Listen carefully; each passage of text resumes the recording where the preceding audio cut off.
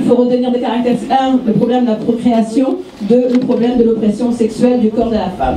Le problème de la procréation, je vais m'arrêter plutôt sur celui-là. La femme n'était pas propriétaire, elle était mère, elle n'était pas propriétaire de son enfant. On le sait, tout le monde le sait dans un système esclavagiste.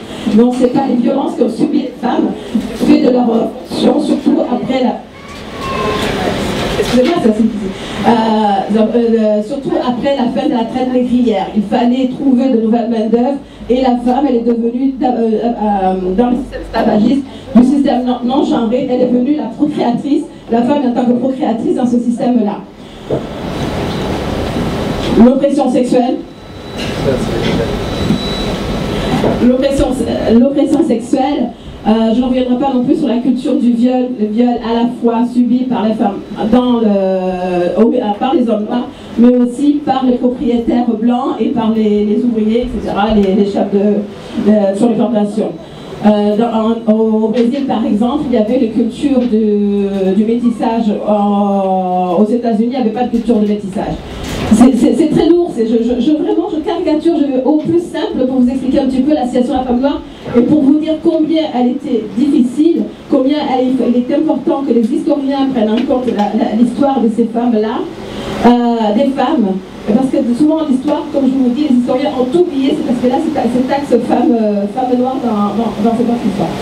Ensuite, outre la racialisation et la domination du corps de la femme noire, les problèmes inhérents au corps de la femme noire, il y a aussi la division du travail. La division du travail qui va définir le rôle social, la place sociale de la femme, et va vraiment la situer, conforter sa situation au bas de l'échelle sociale.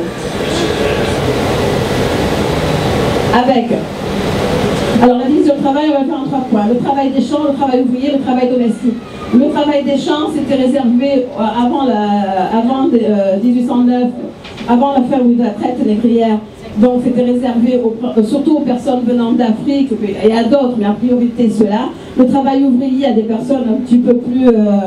à des hommes et à des femmes, mais majoritairement à des hommes. Et le travail domestique qui était réservé aux hommes de moins de 30 ans et aux femmes de moins de 55 ans. Enfin, outre cette division, les femmes, elles étaient, à 55 ans, elles retournaient dans le champ. L'homme pouvait redevenir ouvrier. Et le statut d'ouvrier leur permettait d'avoir un revenu, un petit revenu ou quelques pécules, qui leur permettait d'avoir une situation un petit peu au-dessus de celle des personnes vivant dans les champs. La femme, dans ce système-là, elle était encore placée au bas de l'échelle. Ensuite, le colorisme. Le colorisme, on a parlé de colorisme aussi, parce que dans la classification, avec l'esclavage, on a aussi une classification en fonction de la nuance de la peau. Plus la femme était claire de peau, l'homme était clair de peau, plus elle avait la chance de travailler dans la domesticité, donc d'avoir une vie entre guillemets plus confortable que celle des personnes qui sont dans les champs, dont la couleur de peau était plus foncée. Tout ça a quand même induit des rapports que l'on vit aujourd'hui, et des choses que l'on vit aujourd'hui que l'on nomme, que l'on résume par le mot de misogynoir.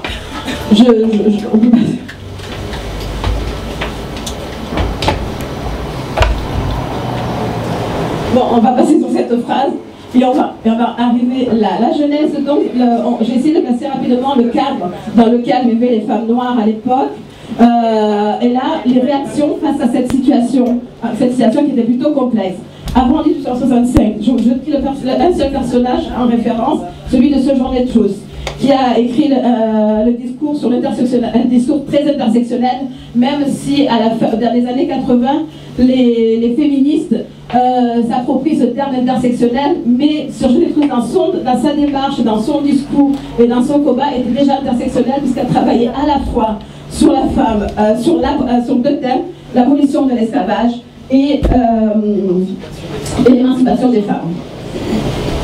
Je vous conseille d'ailleurs de lire le livre de Hell Hooks, Je ne suis toujours pas une femme.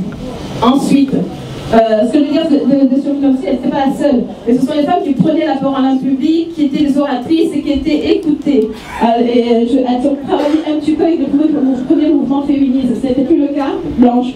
Donc ce n'était plus le cas à partir de 1865, où les femmes ne pouvaient plus intégrer les mouvements féministes blanches. Mais elles ont créé des propres mouvements et des clubs. Et il y a eu une profusion de clubs de clubs de femmes noires aux États-Unis. qui, à la fin au début du XXe siècle, s'est regroupé sous un, non, en 1896 plutôt, s'est retrouvé sous un seul vocable, sous une notion Association of Colored Women. C'est le club de femmes, très important, et qui a eu son apogée entre 1860